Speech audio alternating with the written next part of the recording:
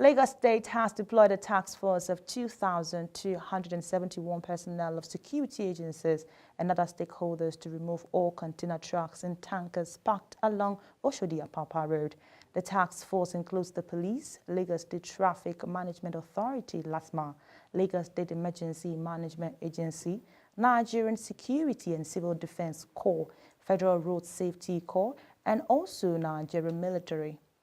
The state's Commissioner for Transportation, Ladi Lawason, on Sunday stated that the task force was able to free the road from Toyota bus stop to Mile 2 in an operation which lasted for 72 hours between Friday and Sunday, adding that the operation has been extended for another 48 hours. The state governor is also scheduled to meet with officials of the Nigerian Ports Authority, Shippers Council, tank farm owners, Department of Petroleum Resources, amongst others, in a bid to find lasting solution to the problem.